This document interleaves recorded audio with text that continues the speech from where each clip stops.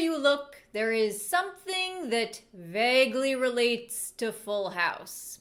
At least in my life, I don't know about you. I mean, I'm pretty sure that one Alanis Morissette song reminds everyone of Dave Coulier, and there was the recent and unfortunate loss of Bob Saget, and John Stamos pops up in yogurt commercials from time to time. But more specific to my interests, DJ Tanner is now the queen of Hallmark, and the Scarlet Witch is Mary-Kate and Ashley's sister. I wonder what it's like to be normal. So, the famous family-oriented sitcom Full House ran for 8 seasons from 1987 to 1995. However, despite the show declining in ratings over the years, it didn't exactly come to a natural conclusion. In fact, Full House was canceled without notice. This means that the originally planned season 8 finale now became the series finale. This also means that the series finale was weird. It was a 2-part episode entitled Michelle Rides Again, and don't worry, I will walk through all of the dramatic events of this final Full House storyline in just a minute. This finale also unintentionally solves an open plot hole in Fuller House, the Netflix Full House revival series. And we'll get to that too. The summary of the Full House series finale is that Michelle gets into a horseback riding accident and gets amnesia. She forgets her entire family and coldly regards them as strangers while they try desperately to jog her memory. It's not exactly clear just how little notice the cast and crew had of the Full House cancellation. This fact mostly comes from Bob Saget, who said in an interview that Full House was suddenly canceled by ABC, and they had the option of trying to move to the WB, but ultimately decided not to. Did they know that this was the finale before it was filmed? Probably. At the very least, when this episode was first written, it wasn't intended to be the finale. It also wasn't even the last episode that they shot. They filmed one of the preceding episodes last, which would just feel so awkward to me. You have your last day at work. They give you the obligatory card that everyone signed. You have cake. You say your goodbyes. But then it's not your last day. You end up having to come in just one more time, and it's weird because nobody knows how to act or what to say because you already did the big farewell, so now what? So, Michelle Rides Again, Part 1. The episode doesn't even open with Michelle. It opens with DJ lamenting her lack of date to the prom. So far my prom's looking like a bag of chips and a remote control. Indeed, you spent your whole year dating Nelson and Viper. Nobody knows you're available. Kimmy is dating a guy named Dwayne, and I want you to know that even if you have never seen Full House, these characters are all exactly what you would picture from hearing their names. After the intro, we get Michelle at her horseback riding lesson, and Danny's just like, "You're doing amazing, sweetie." Stephanie is preparing for a school play where she has to kiss a boy, and Michelle makes Stephanie self-conscious about her dry lips. Excuse me, but I do not have dry lips. Oh yeah? They look like 2 sun-dried gummy bears. Which is weird, because that is an easily solved problem. It's not like she has gingivitis or something. Jesse and Joey appear, and they talk about their new TV show idea where they shadow people with unusual jobs. The first idea is pro wrestling. You know something, Jess? If we're going to be on live TV with professional wrestlers, I better go find my tights.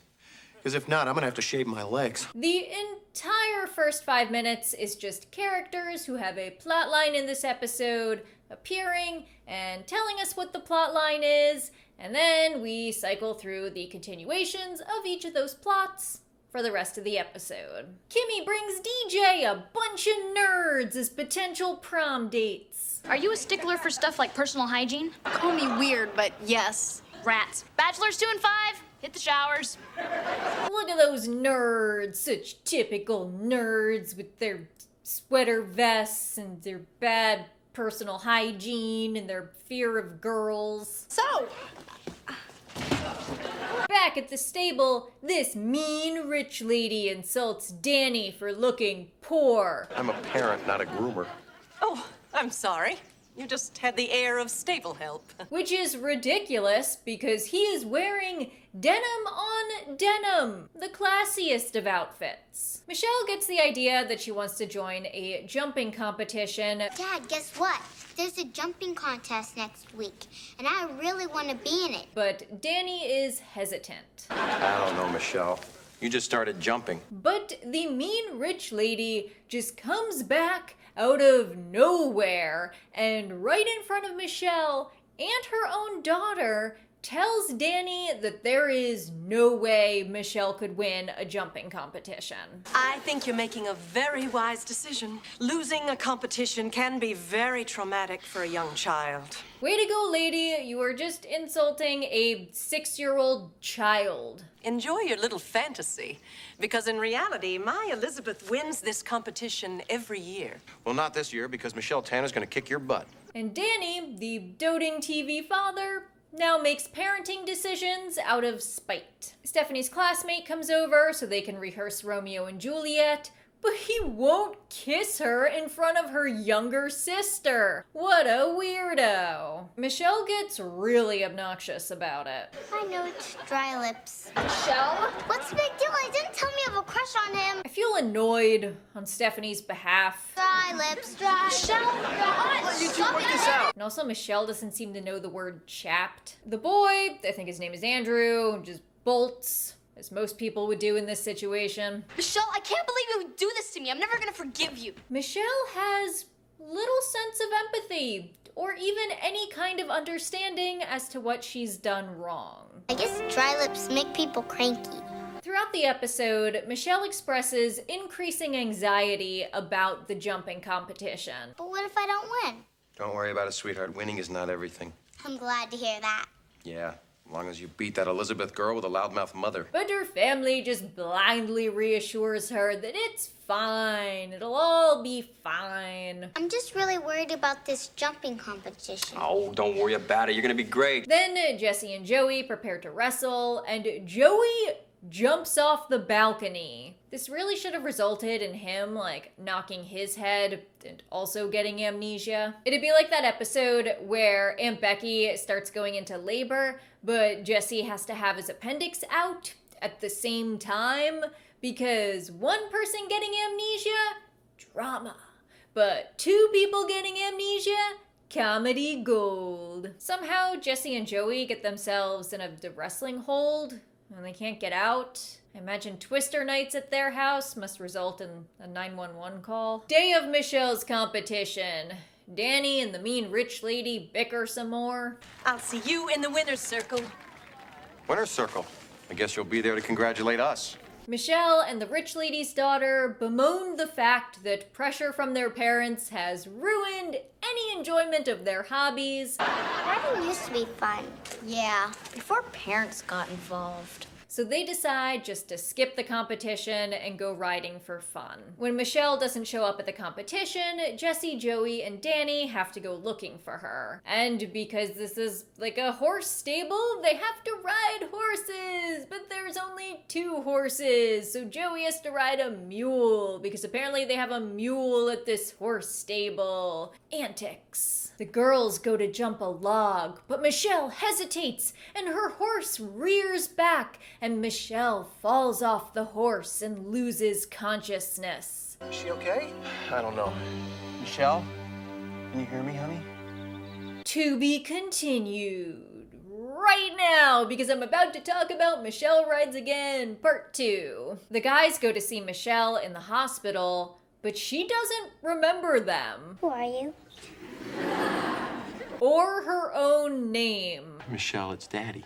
Okay, you're Daddy.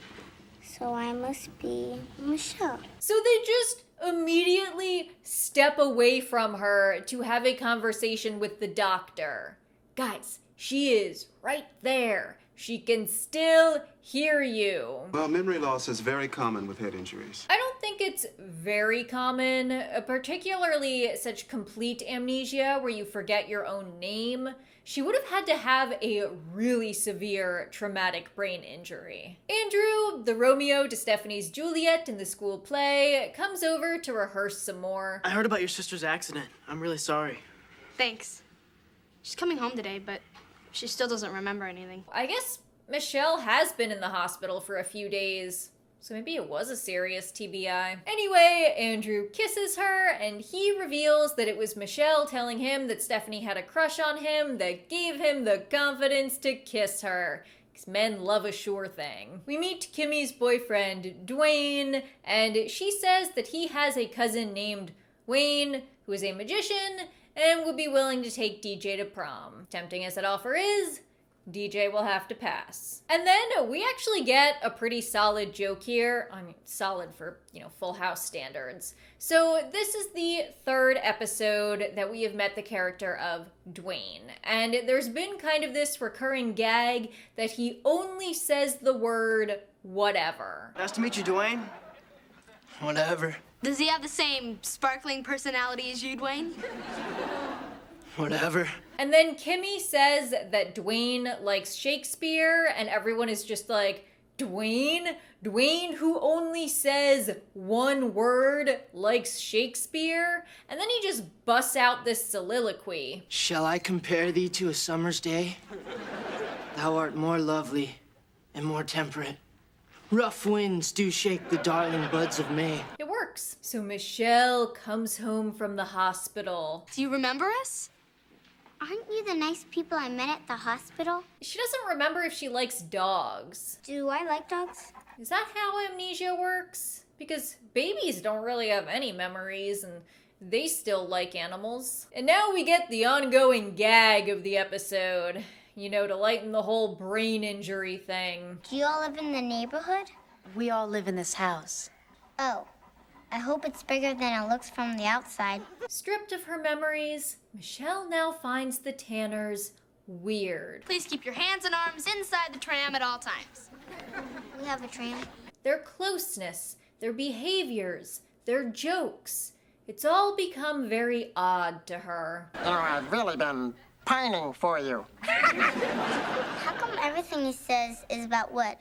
Well, because that's the bit we do, remember?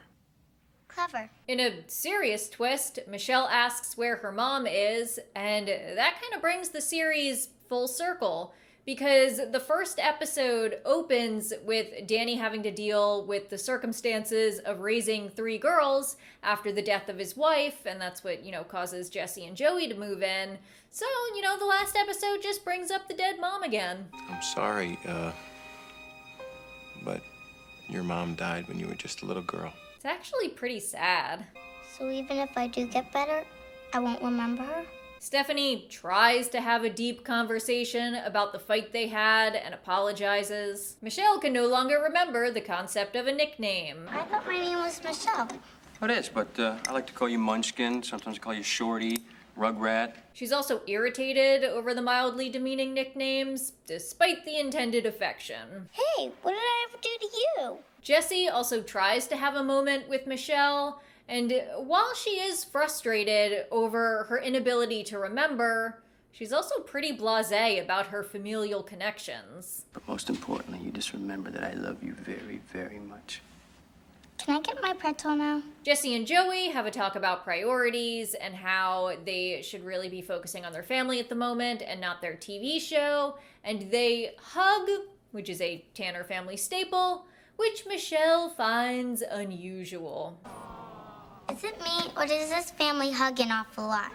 Everyone is still trying to convince DJ to go to prom, but she says that she would feel bad having fun knowing that Michelle is sitting at home without memories. Although honestly, I feel like DJ just doesn't want to go to prom because she doesn't have a date. And she's just making excuses. But even Michelle wants DJ to go to prom. mostly because she doesn't want to bear the burden of guilt of DJ sacrificing important life activities on Michelle's behalf. How is skipping your prom gonna make me better? Which is valid. While DJ goes to finally get ready for prom, Danny and Michelle look through old family photo albums, and Michelle seems vaguely uncomfortable before getting upset. Okay, we were all in Disney World. You were princess for a day? I don't want to see any more pictures. Hate this. I can't remember anything. Michelle doesn't remember, but she is attempting to adapt to the Tanner family culture. What are you doing? Waiting for my hug. I thought that's what you do in this house when you leave a room. Then we get some sort of dream or hallucination where both of the Olsen twins play Michelle in the same scene, except one is Michelle's memories and the other is Michelle with amnesia. Who are you? And why do you remember everything? It's my job. I'm your memory. And this one part of their conversation is so interesting to me. So Amnesia Michelle says that she's been hugging people she doesn't even know. Get ready, because once they realize I'm back, they're gonna go hug wild. Oh, great. Don't worry. Once you remember how much you love them, you'll be joining right in. It's fascinating that without her memories, Michelle's objective view of her family is kind of negative. By the way, they say that a lot of serial killers had head injuries when they were children. Just mentioning it, no reason. So now DJ is ready for prom, and I feel like that dress would be really in right now. Michelle comes downstairs and she references something that happened last week. The family gets pretty excited. What is my favorite comb? Mr. Goodpart. Bingo! What day do I always vacuum the stairs? Every day. What's the capital of Nevada? I don't know. She never knew that. Her memory's bad. Michelle has her memories back, although she does not remember the amnesia or the accident. Is everybody nuts? What's going on? There's still something just a little bit off about her, though. A little too matter of fact. But it's time for DJ's prom, and Kimmy says that Dwayne's cousin can't make it. Hey, Deej, by the way, Dwayne's cousin couldn't make it. What? You mean I'm not going to the prom? You can go to the prom without a date. They're not gonna be like, an unaccompanied woman, the audacity, and turn her away at the door. Fortunately, Kimmy scrounged up another date. It's DJ's ex, Steve. They broke up more than a season ago, but okay. And they kiss in front of her whole family, the way nature intended. Unlike that weirdo Andrew from earlier. The Tanner family has an emotional moment, emphasizing the idea that they will always be there for each other. But we stuck it out and we got through it. Just like we always do. Just like we always will. And that's a wrap on Full House. I watched Full House as a kid, and I think it took me years to realize that this was the last episode.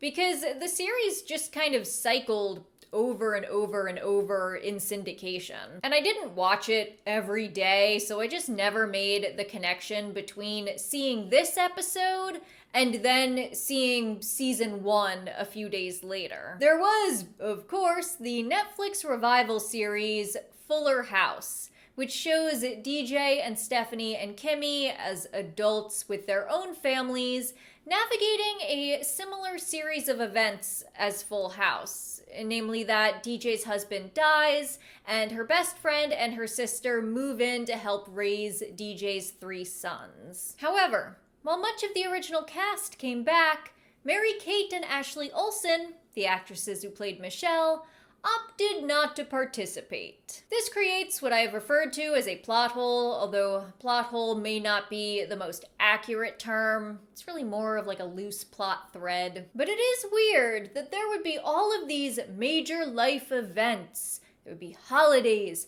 and weddings and births, and one of the sisters from this supposedly close-knit family with their hug-based affection culture just wouldn't show up.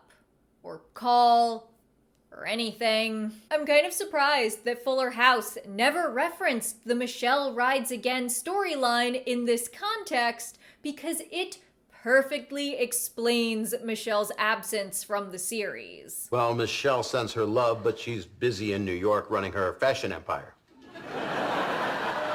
Instead of the weird fourth wall breaks designed to call out the Olsen twins, They just could have been like, yeah, Michelle was never the same after that head injury. The only reference to this incident that I recall from Fuller House is DJ's son Max talking about the old home movies in the attic. You guys really have to watch these home movies. They get pretty crazy towards the end. Aunt Michelle got amnesia. And if I'm wrong and they did bring it up some other time, maybe I have amnesia.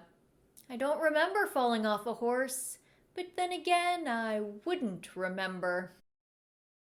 There exists a video of me in San Francisco at night in the park that's across the street from the Painted Ladies. That's the famous row of houses in San Francisco that you see in the Full House intro and like serves as the setting for their home. So me in the park with the Painted Ladies behind me, loudly singing the Full House theme song. Off key. I also couldn't remember all of the lyrics, so I started making up my own lyrics. I don't have a copy of this video, but I know it exists. I'm pretty sure my neighbor's over there. These walls are kind of thin. If I can hear her rustling around, she can hear me talking about Full House.